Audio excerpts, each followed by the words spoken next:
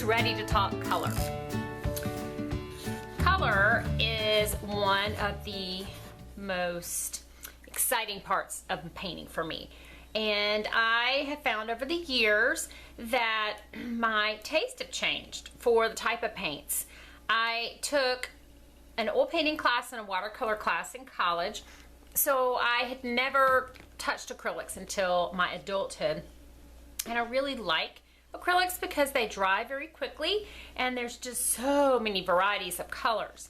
So there's different types of paints. First of all, these are the paints I used in course 1. These are the heavy body acrylics. I do love this brand. This is called the Master's Touch brand. And this one I found at Hobby Lobby. They're just $3.99 a tube. Lawrence is visiting us again, by the way, here. I really like this brand. I like the opacity of them. The other type of paints that they have are a fluid acrylic, and that is more of a watercolor type acrylic. I'm not fond of those, so I don't even own any of those. And then there are these, okay? These are the little craft paints that you can buy at Hobby Lobby or at Michael's. I actually found a nicer collection of these at Michael's.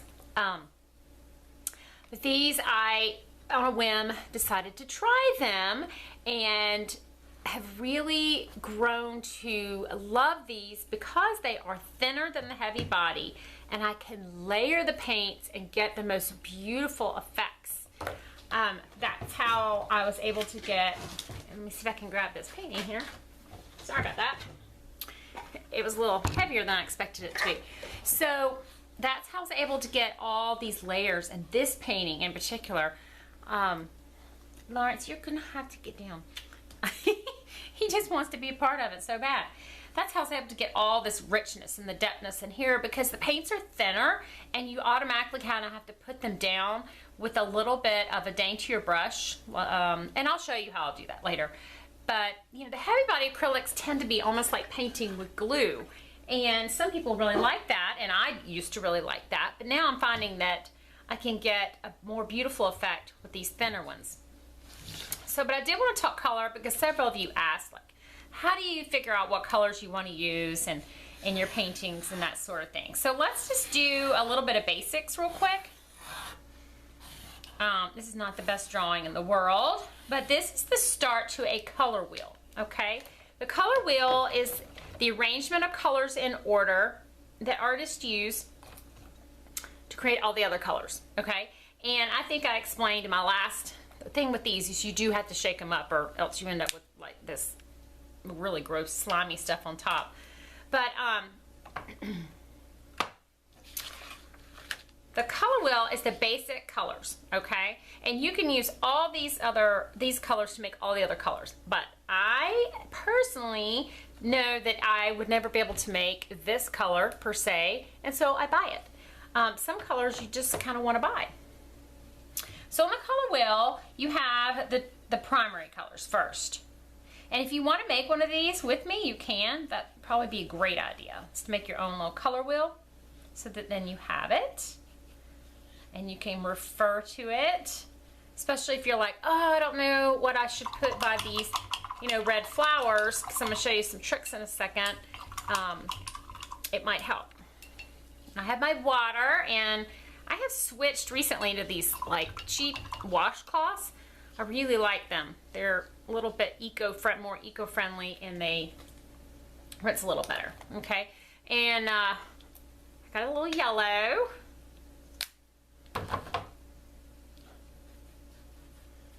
So I'm going to fill this dot in with the yellow, making my little triangle. I love teaching color at the elementary level because the kids just really get it. And you know, if you've had any type of art, you probably know all this part already. But it's always worth repeating, right? But do shake these little guys up if you buy these little guys. I know you guys are laughing at me that because I was so anti these last year. Oops, this one's kind of got a little clog going on.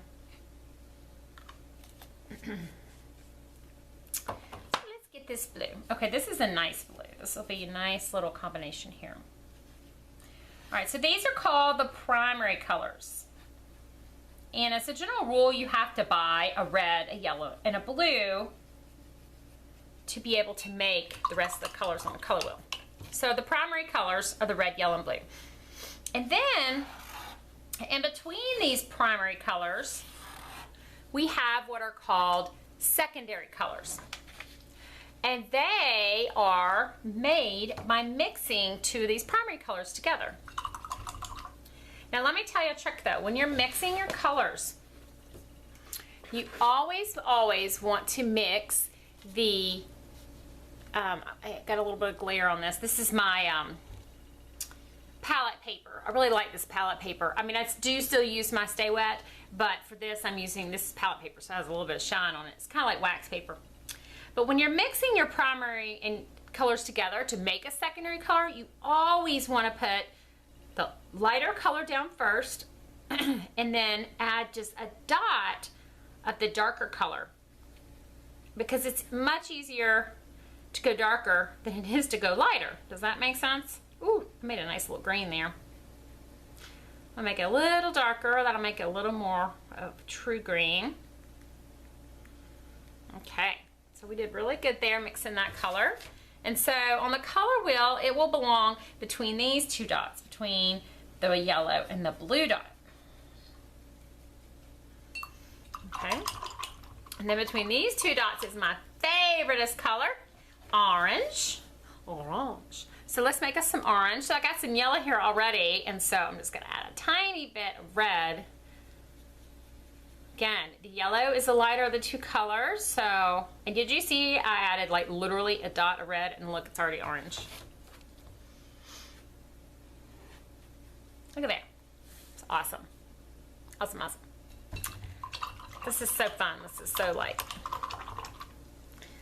this is just easy peasy stuff. And you should do this maybe in your sketchbook, you know, so then you'll have it. And then for purple, you're gonna wanna put red down first. Purples are hard to make. Actually, I should say violet, because in the art world, Crayola world is purple, art world is violet. That was not turned out too bad. That's actually pretty good violet. Okay. So I have my primary, my secondary colors. When you are working on your compositions and your paintings,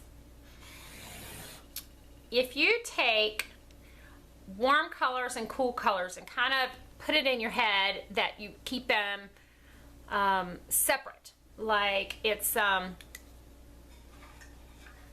like this. Like I used cool colors mostly for the background, and then my warm colors are really, they're doing what? They're popping forward, aren't they?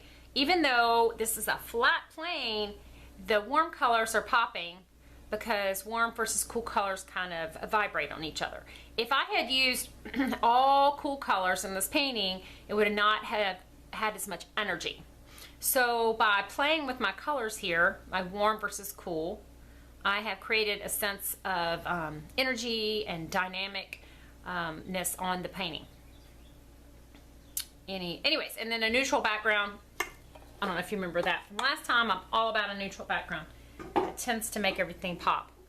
So anyways, if you, let's say you have a bike and you want to paint it blue, then when you're doing your background, perhaps you're going to want to think the opposite side of the color wheel, okay? Blue bike, that means that my background is going to need to be maybe pink or yellows or oranges or a sunset. Or it can be neutral. You could always go the neutral route. And exact opposite, if you do a hot pink bike, then you're going to want to try to flip the side and do more cool colors for the background. You always want to have some push and pull and push and pull. Because if you do everything like one color family, like if you do all cool colors, it's not going to have as much push and pull, and it's not going to be as dynamic as you might want it to be. The other thing you can do, let's say that you really, really want that periwinkle bike. Well, you can use a periwinkle bike and then maybe use this color for the background, you know, or this color. See how we're getting some tints in there? when you add white to a color, it's called a tint. Also, I have a lot of greens. I don't know if you can see that.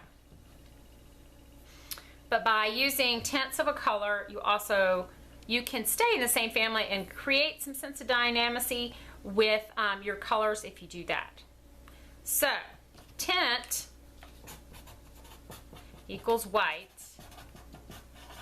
Shade, say you want to make a color darker, you can add black, but I don't know if you remember this from my last thing. I am not a biggest fan of black. In fact, well, I do actually have black in my thing here, which is kind of funny. A better way to make a shade of a color is to add its complement. Okay, so that's another thing I wanted to talk about. Colors that are opposite each other on the color wheel. Red and green, for instance. Orange and blue and purple and yellow. Complements of each other also tend to create more of a sense of energy on a canvas.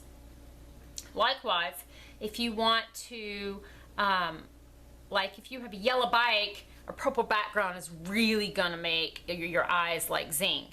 Well, why do you think red and green, you know, Christmas colors are together, Auburn colors, that football teams tend to go with these sense of complementary colors.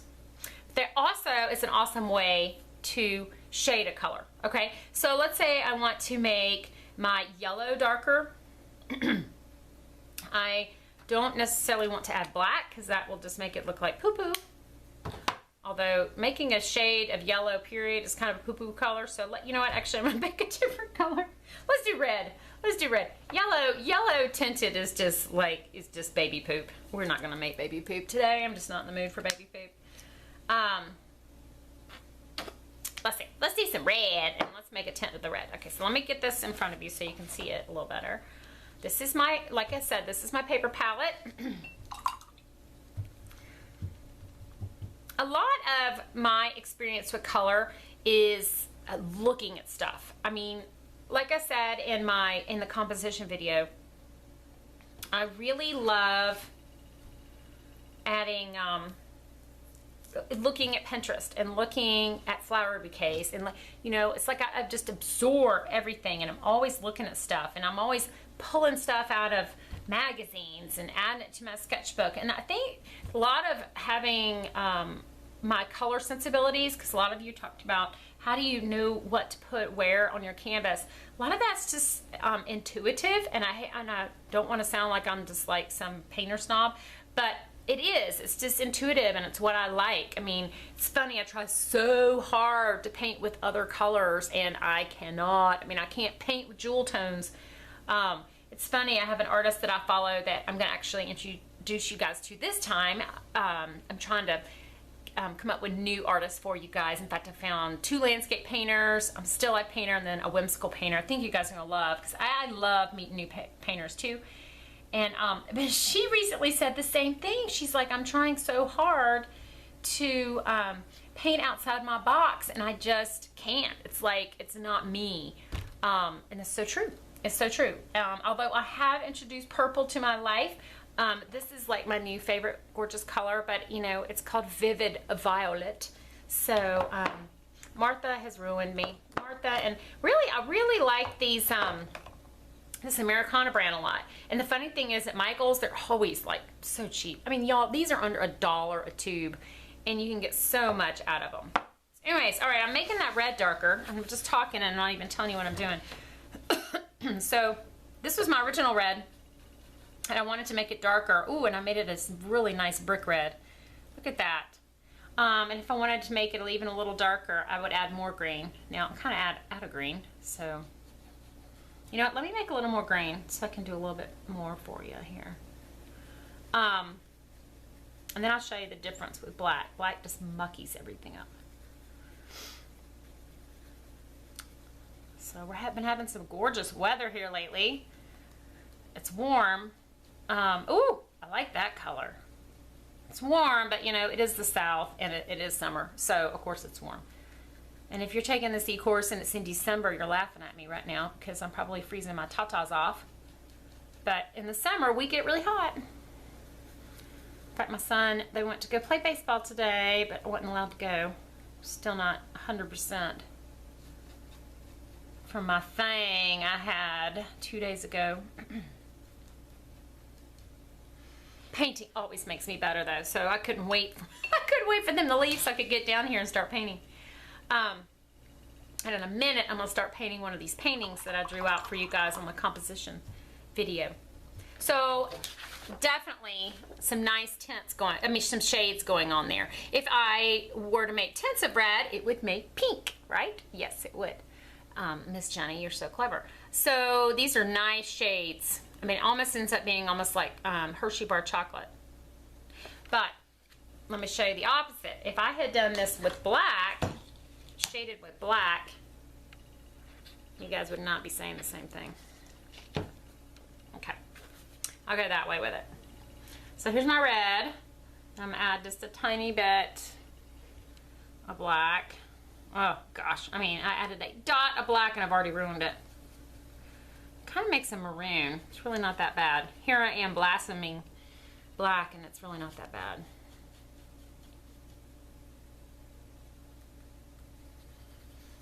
But it does turn colors black very quickly. Actually, it really looks like blood, and that's just not very appealing to me. Oh, goodness. Maybe if you want to paint blood paintings, this is what you want to do. Yeah, see, I'm already at black.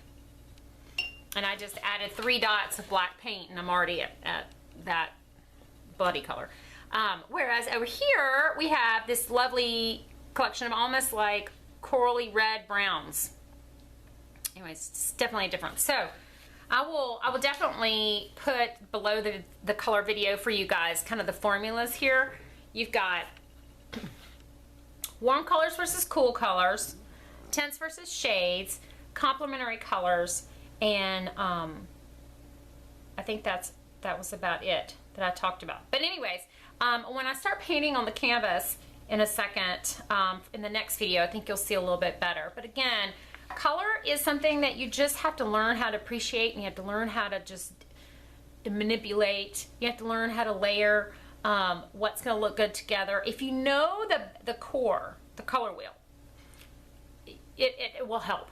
Okay, it really will. I mean, if you have this in your sketchbook and you're like struggling, like, oh, you know, oh yeah, that's right, Miss Jenny said this half is cool colors, then this half is warm, and if I play off those, it'll look better. I think some of those tricks are going to help you guys, because you know, you may not have ever heard of this before, and honestly, I never heard of it until I started teaching elementary art education. I was a little late to the game when it comes to art making. And you get to college and they think you already know all this stuff, but I did not know all this stuff because I didn't take art until I was in college. So anyways, this is color in a nutshell. Very short, brief video. I will write it all up for you and hopefully you'll get a better understanding. But and this is definitely a repeater from last course. You can never hear about color too much. So anyways, I hope you guys have a great afternoon, and